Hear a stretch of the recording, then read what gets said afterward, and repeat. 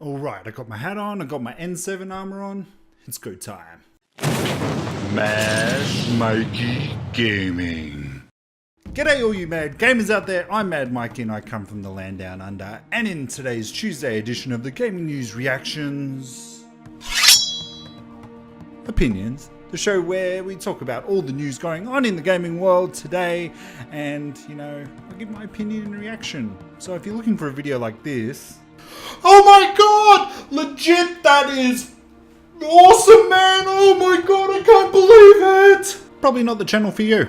So, in the first bit of gaming news today, we have my little insider out there, you little puppet you, sent me an email just detailing that they're very, very high possibility of the Cyberpunk 2077 showing up at E3 this year. I did ask for more details in which I was told that, you know, they're as secretive as Bethesda with these kinds of things, but I did do a bit of checking around and it did show up on Reddit, and a Reddit user has come out and probably heard the same or got the same thing that I have. Basically, my friend in the industry, they get these press kits or things from Projekt Red or whoever they're dealing with, and they give me half stories. So looks like somebody just came out with the full story. So it comes out on Reddit that the new Projekt Red game Cyberpunk 2077 will be publicly presented later this year, specifically at the E3 fair that starts on June 12th. Sorry. From the information we have obtained, it appears that the Warthog studio will bring a fully playable demo to LA, which will be presented behind closed doors to journalists and other industry representatives. What I'd give to be a fly on that friggin' wall.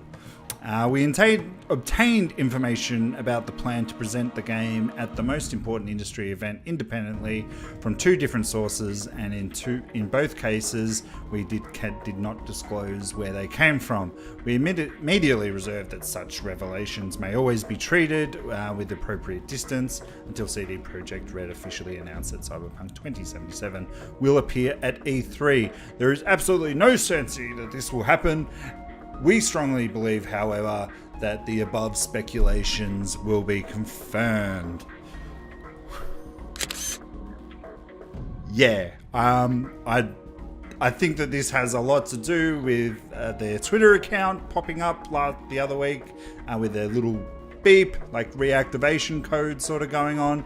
So I'm really excited about this. I know we're probably not going to get the full sort of story or the full sort of showing off at E3 as all the press and the journalists and everything, but it's going to be good to actually know that something's coming and something is going to be coming soon. I really hope that, like, since Bethesda, and while we are talking about Bethesda, with the whole Fallout 4 thing, like, they sort of came out, they said that they were making it was going to be out in like 4 months.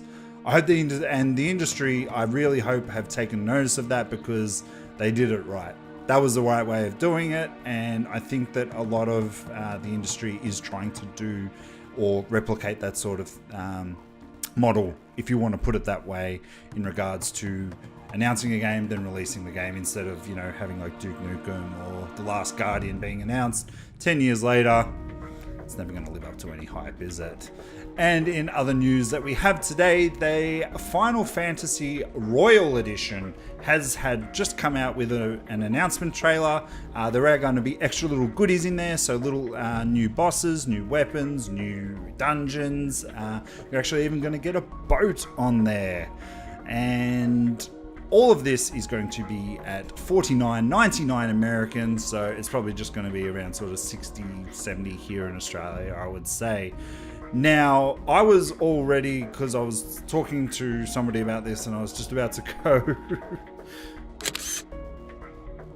you guys had better not friggin' just give all this extra stuff to the guys that buy the Royal Edition, because if you guys have watched any videos of myself, like Game of the Year editions, Royal Editions, as it's so be said, this doesn't really impress the hardcore fan, you know, the one that was there at sort of midnight or day one purchasing this game at full price, like $100 here in Australia, $60 in the US, whatever your maximum price is anywhere else in the world, and I wasn't let down. So it is going to be coming, it is going to be made available, all these extra add-ons. Square Enix also has announced that the Royal Edition pack will be available for those who don't own the don't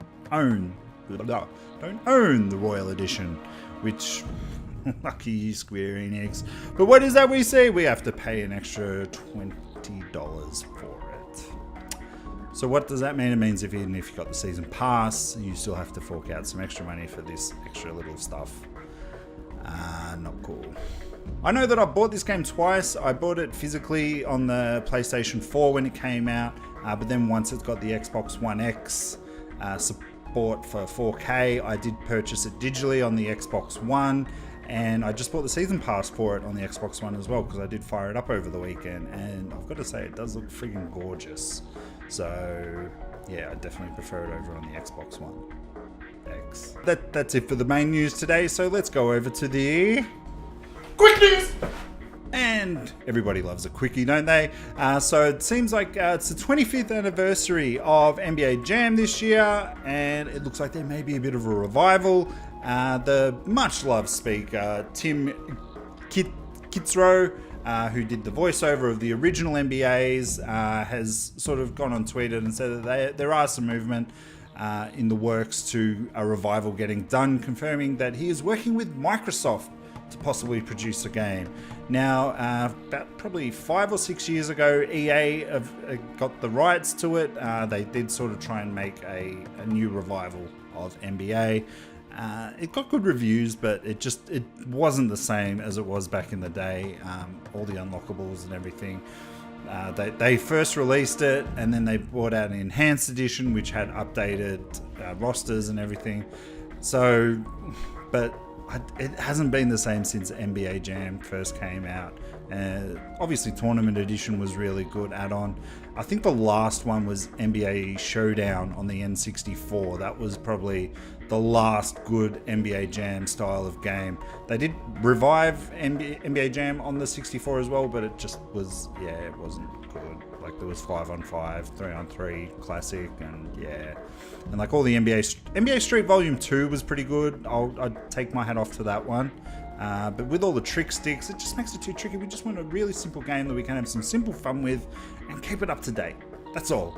That's what I want. What do you guys want?